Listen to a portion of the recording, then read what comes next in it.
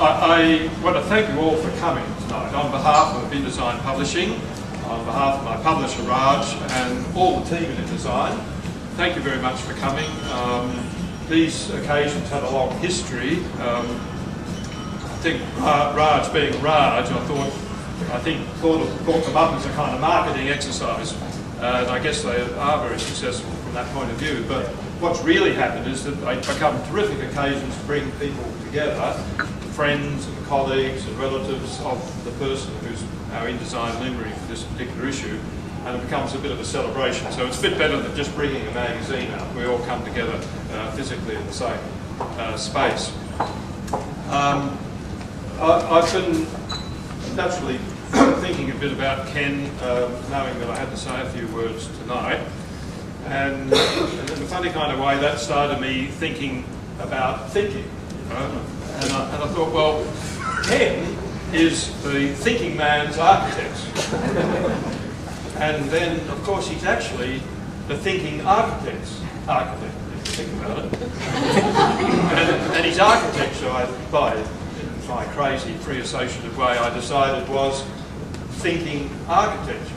Or, in fact, a kind of an example of thinking in architecture. Right? So I started thinking about thinking. Now, thinking, sometimes I think that thinking is quite a rare or even endangered species, you know. And occasionally when it comes out of the cave cautiously, it looks almost like a party trick rather than thinking. And then I thought of Pozzo in Waiting for Godot. I don't know if you know the play Pozzo. Pozzo comes on halfway through the first act with Lucky. You know, Lucky's his sort of slave. And Pozzo says to Vladimir and Estragon, he said, you can think, you want to see him think. Like you want to see him think. So it's a party trick. And eventually they decide they'll get Lucky to think. And Pozzo says, think, pig. So, and he comes up with a very famous speech, which, well, that's another story. I'm not here to talk about myself.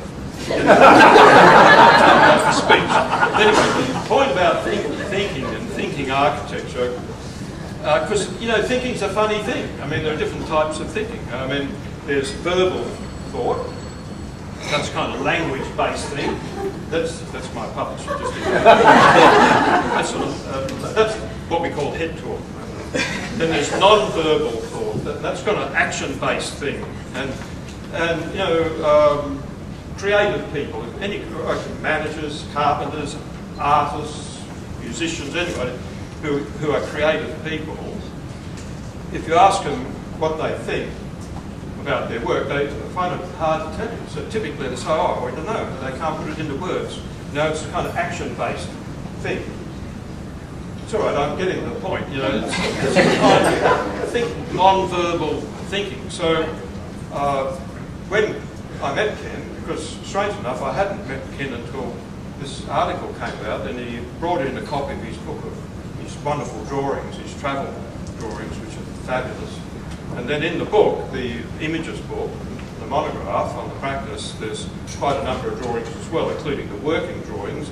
And Ken talks about the role of these drawings as sort of like conceptual things. I think he talks about seeking out and working out ideas. Now, of course, he's one of a dwindling number of drawing architects. It's a very sad situation, in my opinion, because drawing is very, I think, has a number of benefits.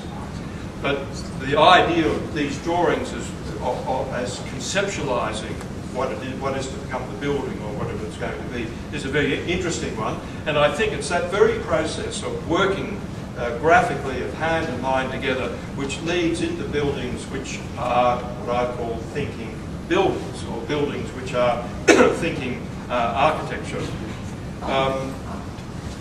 Ken, of course, repeats quite frequently, I notice, that architecture is art. Now this is a very tricky subject, it's a quite controversial subject, and of course a lot of other architects think they're artists, and in fact it's been quite fashionable to turn architecture into sculpture in recent years, and these sort of, shall I say, blocks on the landscape are sometimes questionable in terms of their functionality and so on. But I mean, I think Ken is talking about something quite different. In fact, on that subject, I remember once the Melbourne architect Tom Kovac said to me, sort of, architecture is just sculpture with plumbing. I won't say anything more about that. But the nature of this art that I think that Ken's talking about is quite different. Because if you look at Ken's buildings, yes, they are sculptural, I think, in every case. But the other thing about them is they're very diverse, and the fact that they're so diverse is a clue to the fact that these buildings are always responsive to a specific site, to a specific brief, to specific clients. In other words, they're not prescriptive. It's not Ken Woolley imposing his vision on somebody else. It's a kind of partnership, a creative partnership. So I think in that sense, well, this is true art, isn't it? That's what art is. Art is not knowing the end at the beginning. As an artist friend of mine says, any art that knows the beginning at the end at the beginning is not art, it's just craft. If it's art, then it doesn't know the end at the beginning. It's a kind of creative adventure. So I don't lump Ken in, obviously, with those other people doing sculptures in the landscape. This is a genuine art of architecture, and it's been a tremendous privilege to have Ken in the magazine and to meet him and to get to know him a little bit. And as a sort of a gesture to affirm that, Angela Raylan is somewhere who's going to, we would like Ken to give you this as in memory of this occasion and the magazine article. So this is a little certificate thing. If you like, I'll hang on to it. So I'd like to Ken to say a few words, a riposte perhaps to art and architecture.